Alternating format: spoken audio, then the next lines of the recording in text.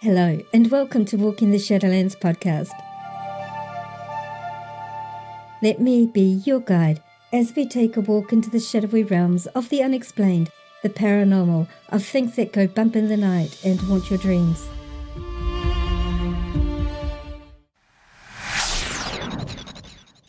Your hosts,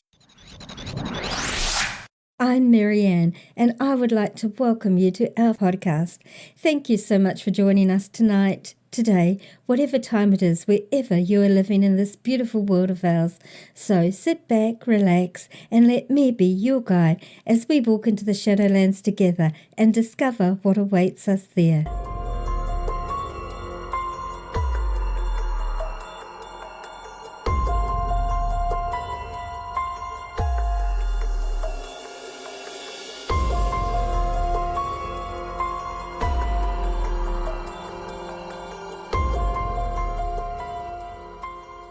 There are a number of movies whose titles begin with the words "a haunting in." Some very old, some more recent. All of them absolutely sensationalised to cater to the tastes of the movie makers and viewers who are after cheap thrills. But in the back of the sensationalised movie versions, there are some real-life hauntings, genuine experiences that people had that left them scared, traumatised, and in some cases questioning their own sanity. Even people who have never experienced a haunting or been tormented by some seen or unseen entity have heard or know of others seeing or experiencing spirit, ghosts, or these type of entities. Whatever these things are that occur on the margins of the Shadowlands, those experiences wonder how to best fit them into the reality of their everyday life. Even amongst close friends, the question, "Do you believe in ghosts?" is almost certain to be met with responses ranging from total acceptance to mocking scepticism, or amongst those who operate from a religious frame of reference as demons or devils or simply evil. To see something once or twice, it would be a relatively simple thing to rationalise that away. But to have the constant experiences, to have an entity tormenting you for months or years, slowly erodes away at your sense of peace, security, and even your trust in yourself. Who can you turn to for help? Who will believe you? What can you do to stop it and rid yourself of its constant presence? This episode is all about one woman's early experiences with such a situation, and then later with both her and her daughters. As you listen, I ask that you suspend judgment until her story is finished. This was a very real and very raw time for Belinda, who was brave enough to share her story with us all for the very first time publicly. This is Belinda's A Haunting in Australia.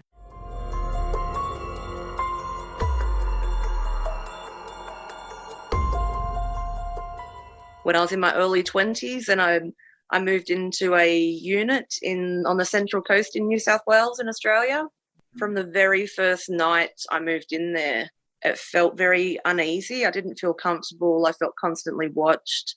And I especially didn't feel comfortable being in my bedroom. I felt like I needed an easy escape route kind of thing. So I slept on the lounge in the lounge room. So the very first night, I remember laying on the lounge and I woke and there was a tall, long-haired, solid man with a flannelette jacket walked in my entrance door. And closely followed behind him was a shorter man with a bald head. And my eyes felt all groggy, and I swore it was just a dream, but I think so I went back to sleep. I woke again. I saw the same people, but they were in shadow form now. And I remember looking up and just seeing the short, balder guy sitting on my TV in shadow form, and he just went shh like that at me. Almost every night I was in this house, in this unit, I would have that feeling. I'd have that feeling of, so if you're to close your eyes and hold your hand an inch or so above your skin, and you can feel that there's a energy force there, I'd have that feeling like there was someone behind me. I'd sleep with the covers over my head, tucked under my feet. I'd have the fan going 24/7, just have background noise and block out something. And I would just have that feeling constantly. I had multiple situations with these same beings all the time. And then it escalated one night where I actually had a very scary encounter with a shadow being. I woke to tapping on the roof, or because I was the bottom level of a multi-leveled apartment. I just assumed it was a couple upstairs having a dispute. I woke to hear on the floor ceiling above my bed, and it went again. It went 2 or 3 times, and then it stopped, and then they went again, and then I heard running across the floor above me, and the door above me slamming, people running down the stairs, and then the loudest bang, which I thought was on my front door, but could have been on my bedroom door. Bang, bang, bang, bang, bang, bang, bang, bang. I freaked. I didn't know what to do. It was about 3 or 4 in the morning. I ended up ringing the police, and they attended, and no one answered the door upstairs. They weren't sure if someone was in there. There was no sound of movement up there, and later come to find out that I think that place was actually unoccupied. So I don't know if what I encountered was a replay of a domestic situation, but it was very, very frightening. And a few nights later, I was laying in bed. Again, I saw, and the door handle started to slowly creak up and down. It wasn't a round knob. It was like one of those side, kind of like I don't know what you call it, a lengthways handle, and it was slowly creaking, yes, up and down, and then it just slammed down and the door swung open, and the door frame was empty for a second, and then the tall shadow being with the long hair was there, and then he just lunged at my bed in a shadow blanket form. I was so petrified. I'm even shaking a bit now thinking about it. Mm-hmm. My whole body just shook. It was the middle of winter, and I was sweating and felt like I had a fever. It was terrible. I remember telling one of my bosses about it, and she believes in the spirit world, and she said, I don't know who that is, but whoever it is, they do not want you out in there. You need to get out right away. And that didn't help at all. So, I gave my notice pretty much straight away, and every morning I would wake up just in tears, like grateful that I made it through the night. It was really, I don't know who it was. I have a feeling now that it may have been to do with, there's a men's rehab facility next door, a men's refuge across the road from the hospital. I think it was to do with someone who had overdosed. And, yeah, these two beings, they just were nasty and really enjoyed terrifying me. So, yeah, I got out of that. That was when I was 22 or so. I'm now almost 37, but it still gives me chills recalling that. They felt like dreams, but my eyes would be like really groggy. I didn't know if I was actually waking up or if I was waking up inside a dream. It was a really weird experience. Yes. Because the layout of every item in my house was exact. There was nothing abstract. It was exact. So, yeah, I think I did, just go into denial and tell myself, they're just dreams. You're just a bit crazy. You're okay. And that would be a very normal thing to do. Yeah. I think that as well, yeah. Yeah. Yeah. Yeah, I don't know. But, yeah, I told myself they were dreams, but I may have very well seen that. Saying they were dreams is probably easier to deal with. Yeah. Yeah. Oh, before I got scared out of that house, actually, I'd started getting freaked out in my car on my way to and from work, but I hadn't heard anyone because I do shift work, and no matter what shift I'm in, no matter what shift I'm working, at least one end of the journey is in pitch black. So I'm either going to work at 3 a.m., coming home at 10 p.m., and it's an hour-long journey. And I would just feel really uneasy. I just told myself you're just freaking out because it's in the dark and you've had these experiences.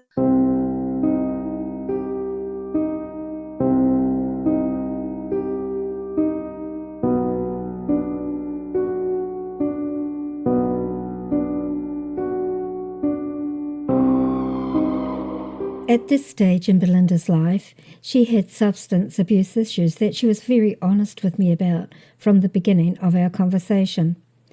For those who are unaware, there are lower level entities, low vibration spirit, that have had these issues in their lives, and for whatever reason they have not moved on but hang around the earth plane.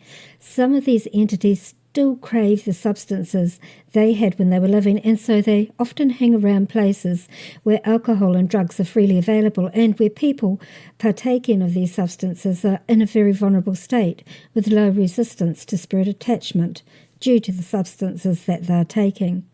So very often what these entities will do is they will find a vulnerable person, as they did with Belinda, and then they encourage that activity in the person they have attached themselves to. And through their living person, they sort of vicariously enjoy their booze or drugs still, encouraging that person to drink more, to take more drugs. In Belinda's case, having entities around was likely not helped by the fact that she was living next to a men's rehab centre, so it is entirely likely that the entities that she encountered in the house were possibly around due to the centre being next door.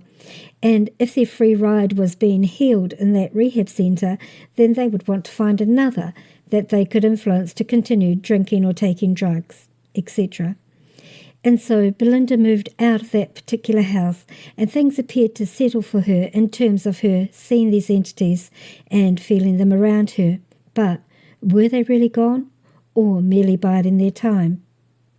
Meantime, Belinda had moved on with her life and had bought herself a home, had a child, and things seemed to be okay. That is, until her beloved father died.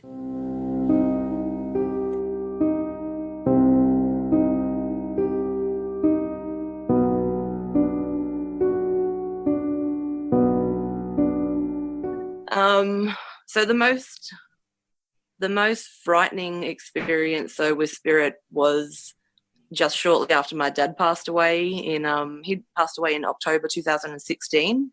A few years prior to that, I had started hearing what I didn't realize then was spirit voice. I just thought I was having hallucinations. I had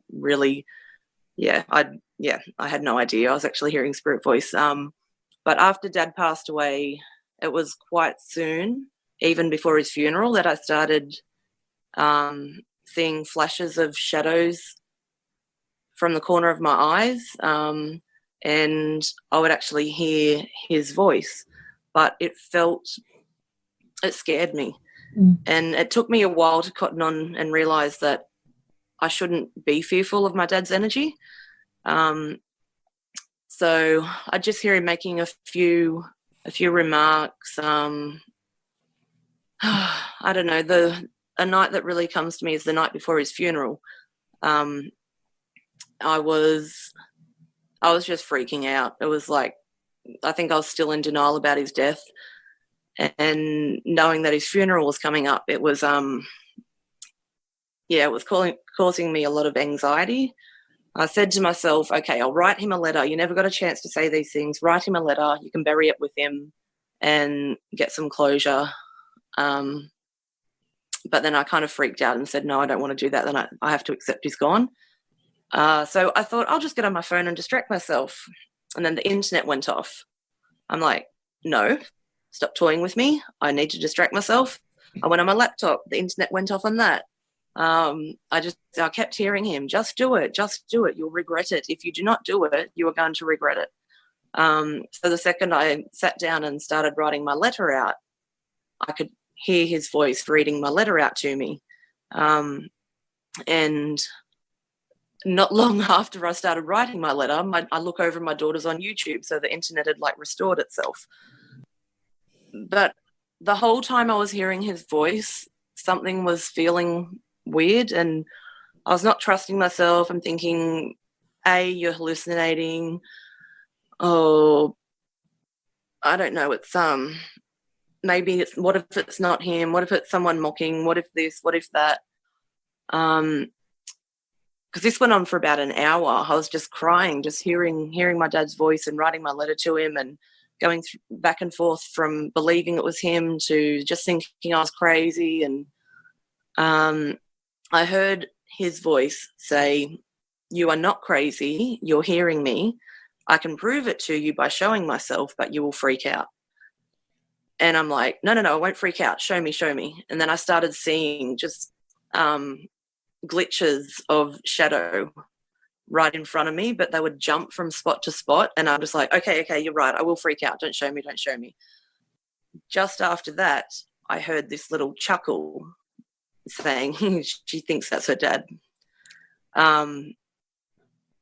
Yeah. And so that really upset me. And I was like, but I don't know, I was scared, but I was in denial at the same time. I'm like, no, you're hearing that. You're just freaking out and creating something that's not there. So it carried on for about a month or two. I would keep hearing Dad in certain situations. And I would start to, over the first month or two, I'd start to really be aware of presences watching me, always watching me. And it started to get really uncomfortable.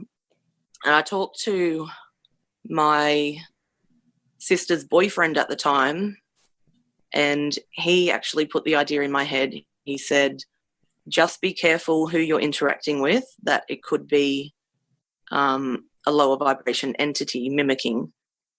And when he said that, it put chills through my whole body, and it started to make sense, because I remember questioning, well, the night before Dad's funeral, that voice that mocked and said, haha, she thinks it's her dad. And there was a few things that I was trying to deny because I didn't want to believe that it wasn't Dad. But it started to make sense, and I started to question. And the night I started to question, it came to a head and kind of became apparent that, there was a being that was imitating Dad and had been toying with me. So I don't know, I was laying in bed and I heard sound of a woman crying. And for some reason, the first thing that came to my mind was, it must be my mum. Dad's around my mum and he's letting me hear her cry. The second I said that to myself, I heard my dad, and the voice, it sounded different. It sounded more distant and echoey than his voice had previously. And he said, "That's not your mother. Do not listen to it." And just the word it, him saying it freaked me out. My blood went boiling. Like I got the cold and hot chills. I was sweating. I was like, and then I closed my eyes and I'm like, go to sleep, go to sleep, go to sleep. But I could feel and kind of see in my mind's eye this shadow creeping up beside me next to the bed. And I could feel it was right in my face. I refused to open my eyes, but I could hear snickering, like little chuckles, and then it just went dead quiet, and I was waiting for something extreme to happen. And then I just heard it clear as day, I'm the devil, it's the devil, and laughing. It freaked me out so much. Like my heart was pounding out of my chest. And then I heard my dad screaming, "Stop telling her you're the devil, get away from my daughter." And then I got really freaked out. Like it kind of gave me a bit of comfort, because I realized obviously it's not the devil, it's something that's messing with me, being a little jerk. Yeah. But it was just freaky. I'd never even taken into consideration that demonic beings or interdimensional beings could be real. I just thought, it's all just fantasy and a whole bunch of malarkey. Like I've always believed in the afterworld, but I never believed in these demonic, so-called demonic beings. So I was just freaking out, laying in bed. My heart was racing 100 miles an hour. And then I just kept hearing him just laughing and kept repeating, "I'm the devil. Ha, ha, ha. You thought it was your dad. Ha, ha, ha," and all this stuff. And, I felt really sick. And then I'm laying there, and then I just freaked out, and in my head I just screamed, just fuck off, just get away, just get the fuck out. And as soon as I did that, I felt the energy just intensify so much, and I just instantly thought, I should not have said that. I really should not have said that. And then I didn't hear anything for a while, and then out of nowhere, I had my daughter laying in the bed next to me because I was a bit freaked out and we were going through grief. She was about 7 at the time. Out of nowhere, I felt a hand pull the back of my hair, and it was such a tight grip, and I'm freaked out. I couldn't move at first, and then I turned around. It was my daughter's hand. She was fast asleep, and she's grabbing my hair. And I went to grab her hand, and it was cold. It was just cold, and it was a vice grip. I'm like, I don't know how that happened, but I immediately just got the feeling. I touched all over her body, her face, her other arm. I checked under the blankets, everywhere. All her body was normal body temperature, except for the hand that was grabbing my hair, and she was fast asleep. So I pried her hand off my hair, and then I just said, don't you ever use my daughter again. Get the fuck out. And then I kind of... yeah, I don't know, that kind of helped me to go to sleep, because having to be defensive of my daughter kind of made me brave up a bit.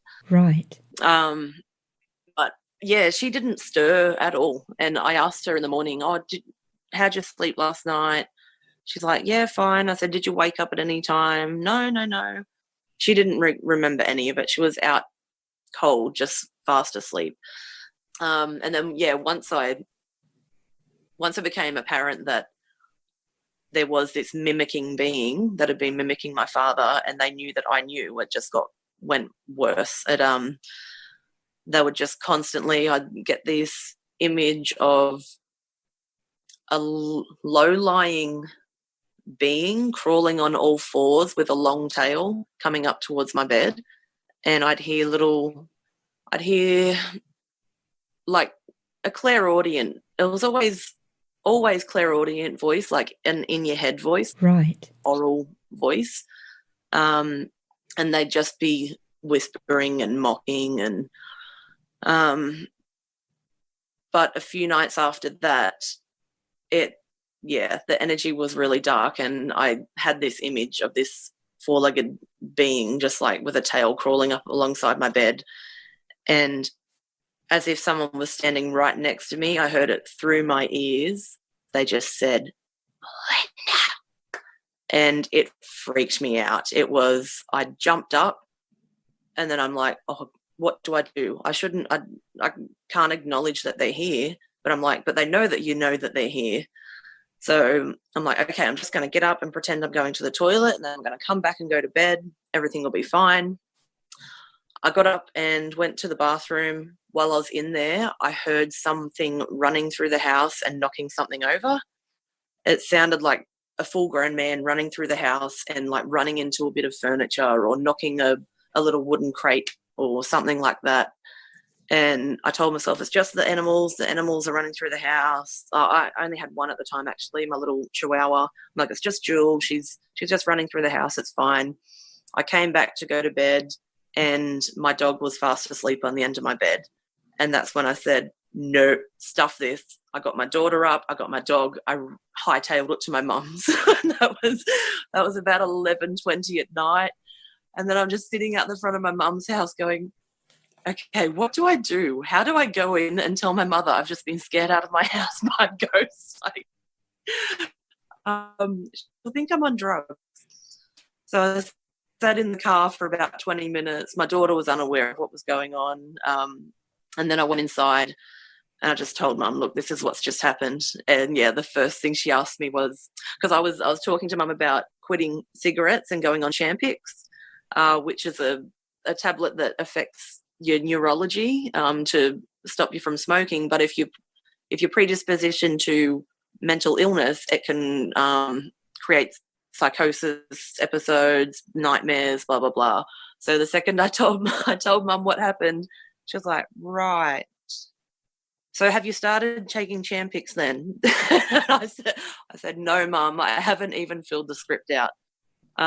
She didn't know what to think. She might have thought, because I had a history of alcohol and drugs when I was younger, so I'm sure that the first place her mind went to was she's going through the grief of losing her father. She's back on drugs, which I wasn't. I didn't relapse. Good for you. But within 2 days, some odd stuff started happening around Mum's house. She still won't tell me what happened when I was at work, but all I know is she went from being a skeptic one day to I went to work for 10 hours and I came back and she had salted the house. And I said, why is this? I come back in and I said, why is there salt at the front door? She said, oh, I just after everything you said, I'm taking it on board, and I just thought I would Google how to get rid of low vibration entities. So she had salted the doors, the windows, everything. I don't know if something happened to her or if she just started to believe me more, but for her to go that far, I think maybe something had happened to her and she'd kind of been convinced. I'm not 100% convinced this is real, but just in case, let's do this. It sounds like it to me, yeah. It certainly sounds like something may have happened to your mum, that she experienced something to me as well. I've got to ask you a question, Belinda. Do you feel that this being that was affecting you after your father's death, do you think it was, were you in the same house? Oh no, you had moved out of that flat, eh? Yeah. Do you think that the beings from that flat followed you? Yes. Yeah, I definitely do. It was the same voice, the same feeling. So for the first 2 or 3 days after I left Mum's house, I felt safe. I didn't feel like I had the beings around me. But then I think I went back in the middle of the day to retrieve some items, and I think then they kind of understood, oh, she's not coming back, and they followed me. Because I'd start to get a sense of those same beings lurking at the window at night as I was trying to sleep. I'd close my eyes, and every time I closed my eyes, even for a split second, I'd just see these demonic looking faces, and I could feel them and hear them at the window. But I don't know, for some reason, being at Mum's, I had a strength I didn't have at home, and I was very protective of my mum. I set the clear and firm boundary when I walked in that house. I said, you are not to follow me in this house. You are not to disturb my mother. You stay out. And they seemed to adhere to that. And I don't know if it was that and a combination of the salting of the perimeters, but they would lurk around the perimeter of the house but did not enter. And then it started to... well, that kind of limited the time that they could harass me. So they started to make their presence known in the car on my way to and from work. And I'd just constantly hear this one voice. I'd feel like someone was lurking just, this far behind my neck the whole time. And I just constantly hear this voice, get ready. Are you ready? And it was just like this threat, like they were just really mentally toying with me, like the ready, like indicating that they were going to do something really big, but it never happened. And it constantly had me on edge, constantly had my heart racing. I was waiting to see a full-blown apparition. I was waiting for them to interfere with the car. I was waiting for something, but it was just, they did that for months and months and months. Just really, really enjoyed toying with me, kicking the back of my seat while I'm driving, tugging on my seatbelt so that it went taut and firm around my stomach. Just all these little things to really mentally toy with me. And then this one day at work, I remember going for a smoke break at work. As soon as I stood out in my spot to have my smoke, these 3 crows landed on the fence in front of me. It was so eerie. And the crow in the middle had like white eyes. It was like a crow that had been blinded or something. and it was picking at the dead carcass of another bird. And it just felt like it was no coincidence. They landed right in front of me. And I don't know. It really put me in a tizzy. That it was like something out of a Stephen King movie or something, and it just felt like I was being taunted by these birds picking at the flesh of this dead bird. And I felt like it was a message from them that that's what they were doing to my father's spirit, kind of thing.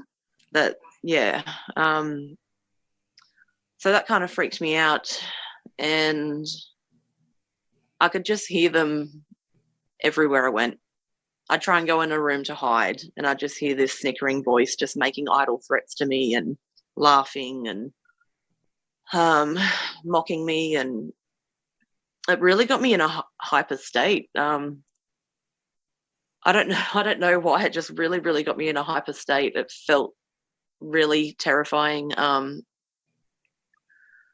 And I recalled that when I saw that, I recalled this flash vision thing I'd had about a month earlier.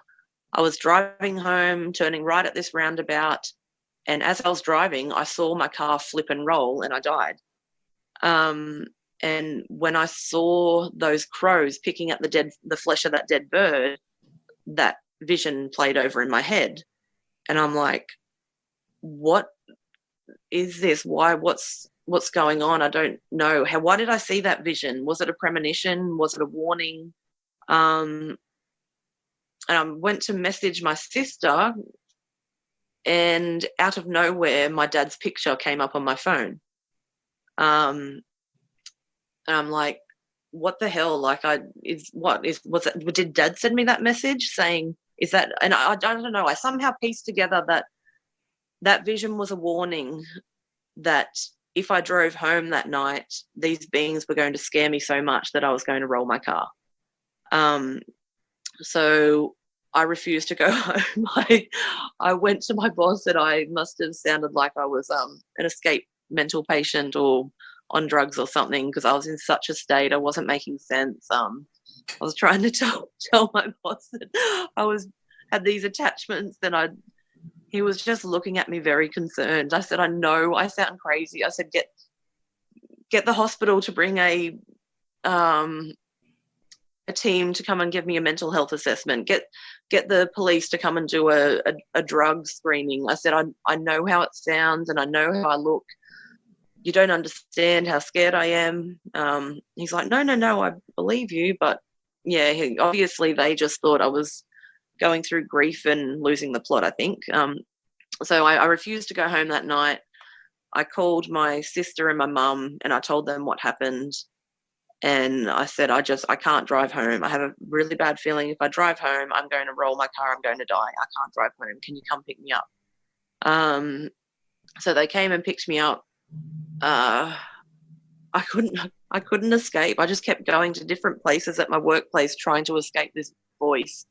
I captured 2 photos that were very, very clear captures of unearthly beings, and I showed my boss. I went to show my boss, actually, and this voice said, you show him that photo to him. So I'm like, I can't. Okay. I can't do that to my boss. I can't. I didn't show him the photos. So I'm just sounding like a raving lunatic. And I'm waiting down the end of my workplace to get picked up, and these 2 junkies approached me and started talking to me. And I don't know, everything felt like a threat and like a message, and like a kind of said to me, the message was that this is how we're making you look. This is what everyone's going to think. They're not going to believe you that we're here. Everyone's going to think you're deranged and that you're back on drugs, and we're going to convince them that you are. Not long after I saw that, I looked down, and there is a bag of methamphetamine right in front of me. And it felt like they were trying to tempt me. They're like, you're weak. You're going to go back to use that, even though I hadn't used that in years. And I just said, no, and walked straight over it. I was like, no, I'm not. And at that moment, I looked up into this unused office. It's used during the day, but at nighttime it's not. and there was this huge shadow figure with glowing red eyes, and I thought I had gone batshit crazy. I had heard people saying about stuff like that before, and I'm just like, yeah, you've just watched too much Supernatural. Like, I'm back to the real world. But I saw it.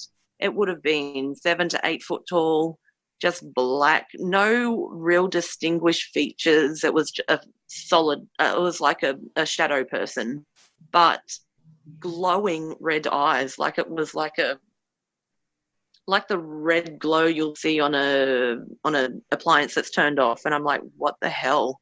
And then not long after that, my mother and my sister turned up to pick me up. Yeah, that was crazy. I'd never seen anything that insane in my life. So it went on for months and months and months. I eventually got onto a local paranormal investigation team. They came in to do a few investigations in the house that I was in. And they did straight away. They picked up EVPs confirming suspicions that I'd had.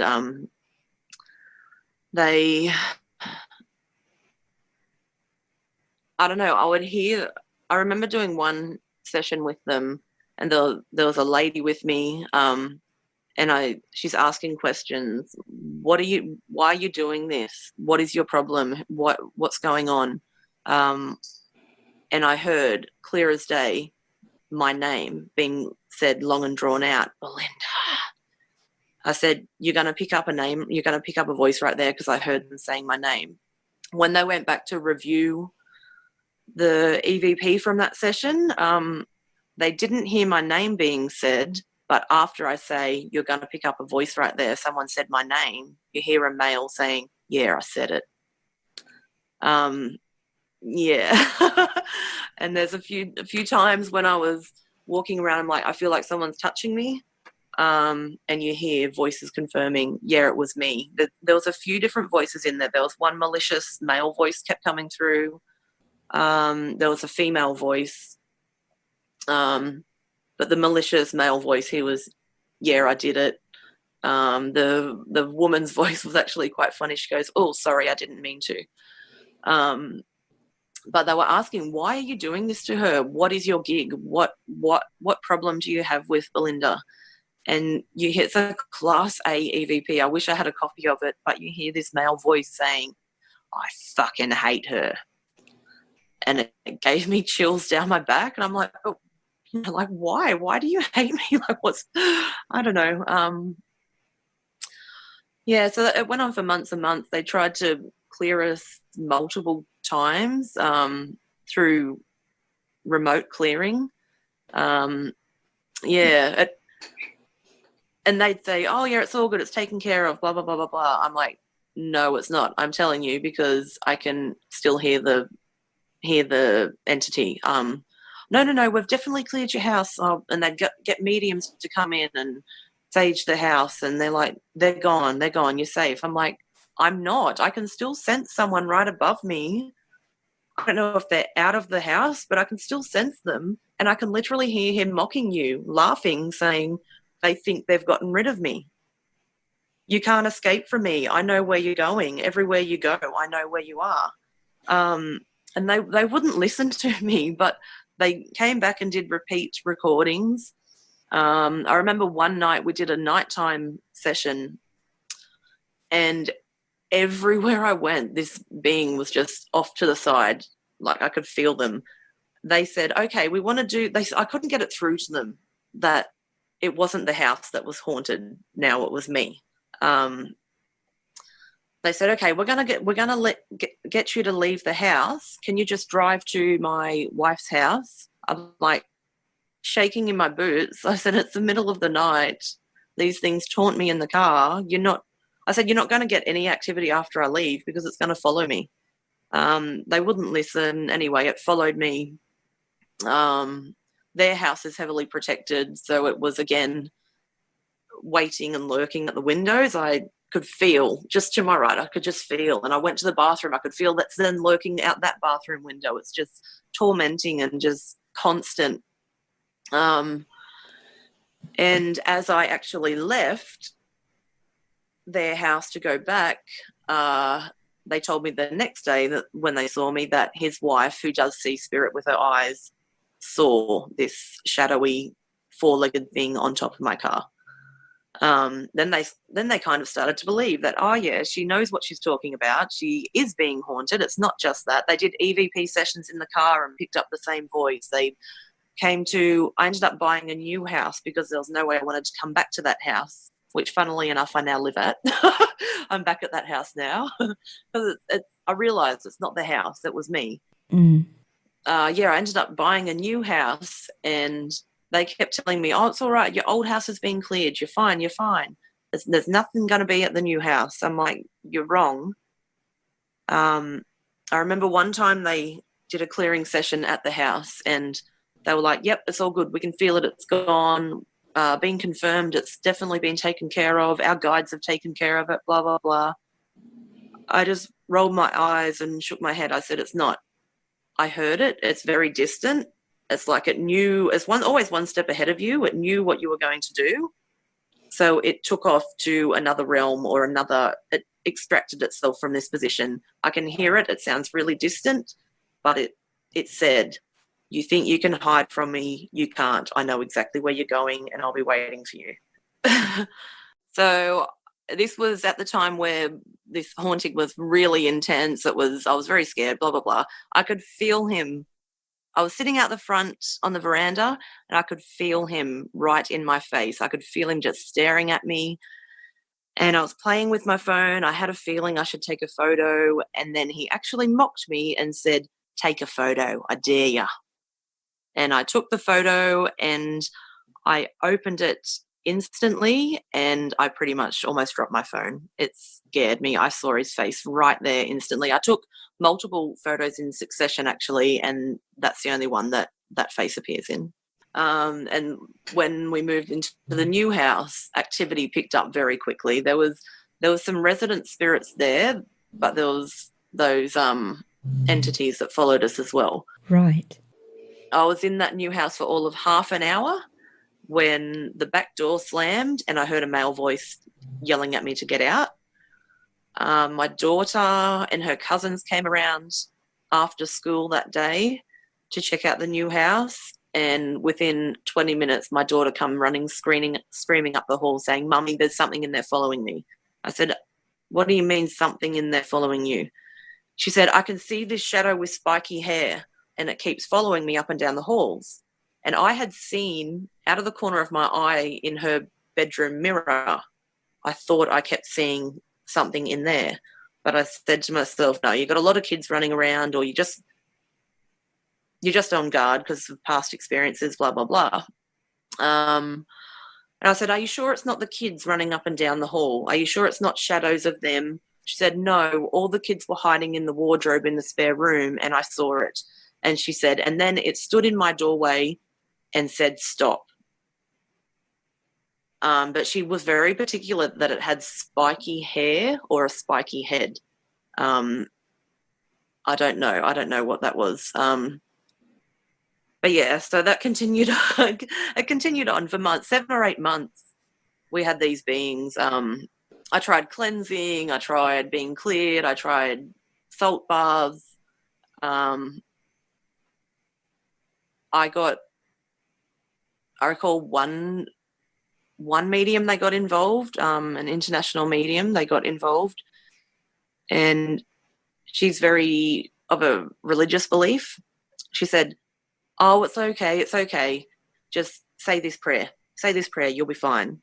I'm like, I don't feel very confident with that. She's like, trust me, I've been doing this for many years, I've had many clients that this has worked with, blah, blah, blah, say the Lord's Prayer. I started repeating that, but I'm not a religious person. So I didn't have much faith. It was more like clinging onto a hope that this was going to be a magic pill. Right. I was at work and I started feeling burning on my chest. And I'm like, that is really, it was like a weird burn like kind of like if you get lemon juice in a cut or something. Like it was a stinging burn. Yeah, exactly. I look down and I see this scratch on my chest. Pretty superficial, but it was a scratch. And then I look back later and there's another scratch and it's gone into a cross shape. And I'm like, what the? And then there's another scratch and it ended up going into like almost like a weird curved H. I just kept getting scratches and scratches all on my chest. Very superficial, but fine scratches. I have photos of them somewhere, which I can send you later if you want. I was freaking out, wondering what the hell is this? Right. These paranormal investigators that were helping me out, they're too egotistical to listen and very doom and gloom. He was always telling me, oh, yeah, the dark ones are coming, they're going to win. It's only a matter of, it's not a matter of us beating them, it's just a matter of us fending them off for as long as we can. And he had me convinced that, yep, you've been tagged now, you'll be tagged, you'll be tarnished for life, they'll follow you for life, blah, blah, blah, blah, blah. He really made the situation worse. And I strongly believe now that had I not got these people involved, it wouldn't have escalated to the point where it did. Right. I think they were unknowingly working with dark beings themselves. So how did you eventually get rid of this entity? Well, they tried remote clearing multiple times and I would feel like it would work momentarily. But unknown to me, these beings were also appearing to my daughter at school. So I was putting up my defenses, doing my psychic protection and saying, you can't come into this house, putting protective domes around the house, blah, blah, blah, blah, blah, having these people remotely clear them. And then unknown to me, they were coming and appearing to my daughter as her pop, my dad, in the bathroom mirror at school and asking her to let them come back in the house. Oh, that's not good. Yeah. Took quite a few months to convince her that she wasn't seeing pop. Finally did get through to her and it upset her so much. She's like, she appeased me for a while and was like, yeah, Mum, okay, I won't let them back in. And then after stuff started getting really intense, an encounter with a hag lady, which I'll tell you about in a second. Our animals started getting targeted. Then she really freaked out. I had to put the fear of God into her pretty much and just say, they are now targeting our animals. We've already, one of our cat was slammed between two doors and had an injury to their leg. Our little chihuahua was constantly hiding. She's normally like a little shadow and will follow me around everywhere. She was constantly hiding. I went into my bedroom one time and she's just laying on her side with her eyes bulging out of her head going, like something was freaking her out. And I had to, use the fear of the animals are going to get really injured or possibly die if you do not say these beings can't come into the house anymore. And then she said, yes, I know, Mum, I told you that I told them they couldn't come anymore, but I didn't want to believe that it wasn't Poppy, so I keep letting them back in. And then after she realised the animals could very well get really badly hurt or die from this, then she put her foot down and started saying no. And I taught her defences, how to block them out and about shielding and, stuff like that. But, the hag ladies. So that was another interesting one. Sorry, I am jumping all over. It's okay. We were talking about how you got rid of them. I researched and joined some psychic development groups and empath groups and learnt about psychic defences. And I started detaching myself emotionally, physically and energetically from investigators. And once I did that, I just found this newfound confidence and strength. And I kind of took back my power, and I kind of had a moment with myself where I was like, okay, so you have gone through months of torment and it's been terrifying, but honestly, what is the worst thing that has happened? Have you been harmed physically? You got superficial scratches. They made all these threats about killing your family, about killing your pets, about killing you. Did that happen? No. They're obviously full of hot air. So I just kind of, took back my own power and just said, nah, you know what? Blocking you, you're gone. End of story. And it was amazing how when I stopped listening to that idiot's doom and gloom stories about how I was going to be targeted for life and took back my own power, it slowly diminished until I felt safe again. And if I did ever feel a presence, I was just like, nah, I'm putting on my helmet. I have these visual aids, and one is like a impenetrable metal helmet, and I see the spirit words as arrows and they just deflect off my helmet. And and just simple stuff like that. And I was like, you don't need all this oogada boogada, you just need your own power, and you just need to have confidence that you're safe. This is primarily your realm. And so it was it was a very empowering moment. Awesome. That's so awesome. You know, that's always what I tell people, Belinda. Spirit only ever has as much power over you as you give it. Oh, that's awesome. You did everything right. Just awesome. That you finally realized that you had the power. And intent is everything. Intent is everything. Yes. That is such an important thing. That's what everyone asks all these questions about different things. I'm like, I don't think they have all these ritualistic, you can do all these rituals till the cows come home, but intent is the absolute. In my Facebook group, Walking the Shadowlands, I always tell the members that intent is everything. Intent is everything. You can spiritually cleanse your house until the cows come home, but if you don't intend to clean it, if your intentions are not clear, if you think that it won't work, then it never will. That's exactly it. And that's why I always get into discussions with people who are of a very religious background, and they're, you just need to pray. No, that works for you. But why does it work? It's because of the Lord. No, it's because of your faith and your intent. It's just like people will swear by, you sage it and it will get rid of it. It works for you because that's your intent. Yeah. Prayer works for that person because that's their intent and their faith and their belief. Tried all sorts of techniques. I was guaranteed burn frankincense, it will work. Burn sage, it will work. I got laughed at when I burnt sage. I got growled at when I burnt frankincense. The only thing that ultimately worked was learning my own inner strength and power, setting my intent, and fending for myself. Yeah. What a powerful learning to pass on to listeners, actually, Belinda. That's really awesome, because it was pretty scary for you, and I'm sure there were times when you felt like you were losing your mind, for sure. Definitely. And there was times, especially when I bought into beliefs that I was going to be targeted for life, it really scared me. But out of all of that have come a lot of positives. I mean, just look how strong you are today. Oh, definitely. And it's so surreal looking back on it now. And and that's what I always tell people when I talk to new friends about my story or whatever, and they're like, oh my God, how do you get through that? I'm just like, well, I'm really appreciative for it. Like it's brought me to a new level of self-appreciation, self-understanding, self-awareness, strength. And not only that, it forced me into a position where I bought myself another house, and now I have an investment property. So inadvertently, they helped you out. Well done, you. Oh, this has been so interesting, Belinda. I can't thank you enough for sharing your pretty scary story with us all. I really appreciate it, and I'm sure that your story will encourage and inspire others as well. Thank you so much. Thank you. Bye.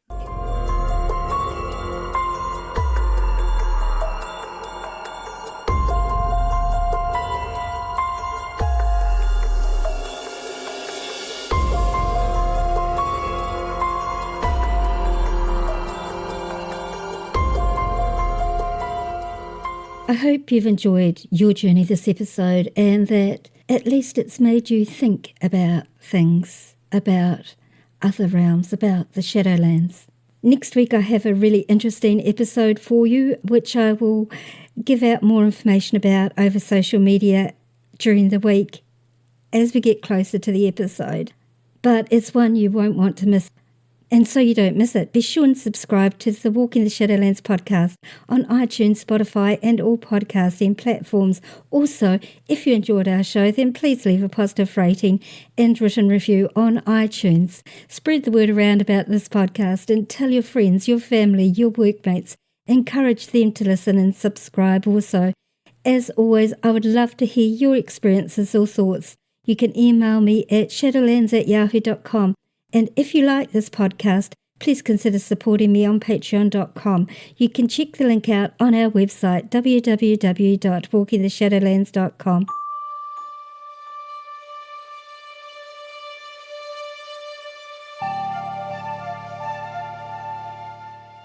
Thank you so much for listening. Tonight, today, wherever you are in this beautiful world of ours, we'll see you this time next week.